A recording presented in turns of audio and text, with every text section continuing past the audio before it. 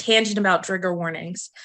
Please stop putting trigger warnings on pictures of your beautiful child who is no longer with us, because I'm going to get emotional, but your baby is beautiful. If you don't expect to see trigger warnings on living children, please don't expect to see one for a deceased child, because that is still their parents' entire life. And so that just a little note on trigger warnings, but I think that's where we met. It's because that's something I feel very passionately about. I think you did too. And I think there was someone on there who was like genuinely asking questions, and we were kind of like giving information. And it's okay to ask questions. Just like you said, that's how you learn. You ask the questions. And it's really funny that you brought that up about the baby pictures, because the internet has everything on it. If you want to find it, you're going to find it. You're going to find some piece of information or some type of picture. But what people don't think about is, so pictures have only been around for so long, but a long time ago, when we had black and white pictures, people took pictures of the dead. They took pictures of their grandparents, their parents, their children. They took pictures of the dead. So a lot of those pictures that you actually see that are black and white photos, if you actually don't know who they are, a lot of those people are actually dead and posed. And that is like true history. And that was a normal cultural thing. They left the house. Sometimes the body was in the house for a couple of weeks or a week or something. It was a long period of time.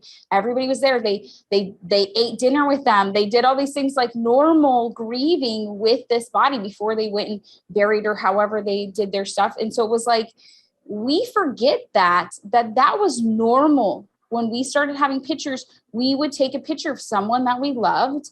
And that was like our way of honoring and remembering them, because we didn't have anything else from them, and times were a lot different than all the items that we have and all the stuff. Life was different. So when somebody looks at a baby online and is like, you need to put a trigger warning on it, it's like, but we never did that before. We've always been in support of you grieving. We've always been in support of like our lost one, like the lost ones that aren't here with us anymore. So why does it change suddenly with the internet, with everything on the internet? Literally everything's on the internet. And I've never understood that, because I was like, I don't think people realize that was like our past history of like, with black and white photos, or they were kind of like brown, like, they had like the different tinge. They literally took pictures of their babies, and people lost children all the time. Often. And it wasn't that's why they had so many. They had so many. Some of them lost in like smallpox and like things that we don't really have anymore, was stuff that was happening. Babies were getting measles and toddlers and all this stuff.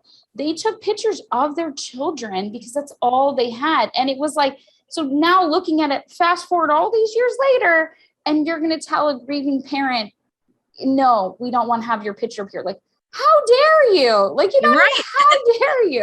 And it's such a healthy thing. It's healthy, right? That's grieving. It was seen as such a healthy thing to do. So when did it become unhealthy when to life society? Came like a Starbucks.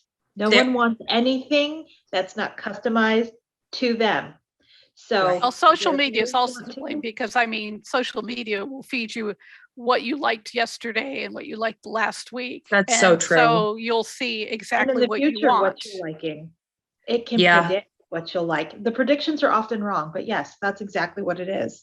We don't want to see anything or hear anything that's going to upset us. And so our feelings, well, again, we center ourselves in our feelings, and someone sharing a picture of their child and sharing the story of their child, that's our child's whole life.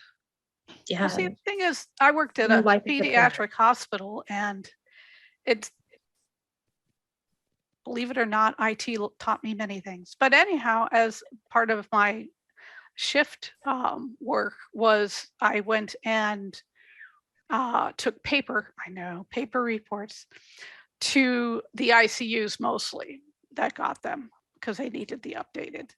And one time I was there and someone was dressing a baby, and I look over and they're taking a picture of the baby for the parents, for the family, and explained that it was a baby that had passed. And I was just sitting here going, we are dressing a baby up in fancy clothing. They said it will be the only pictures they have of this baby. And I was like, oh, and then the light bulb dawned that, yeah, this is something that's really important. This Yeah. isn't just some kind of weird, frivolous, whatever. This is really important to the family for them to have a picture of their baby, especially without all of the machines connected, where it's looking like a baby, like any Yes. other baby. So I was And like, yeah. Swift, yeah, I got a lot of Swift kicks in the pants when I worked at Children's. It was learning it's opportunities, right? learning Growing opportunities. opportunities. Yeah, and it's one of those things where I'm like, y'all need to go hang out in NICU for a week, for a day or two, and see what goes on down there before you say, I'm never going to have a C-section. It's like, you don't want your baby in NICU. Nobody wants their baby in NICU unless, if they can avoid it. And Right. and they're just thinking vaginal birth equals healthy baby, which Yeah, it doesn't. Never did. it doesn't.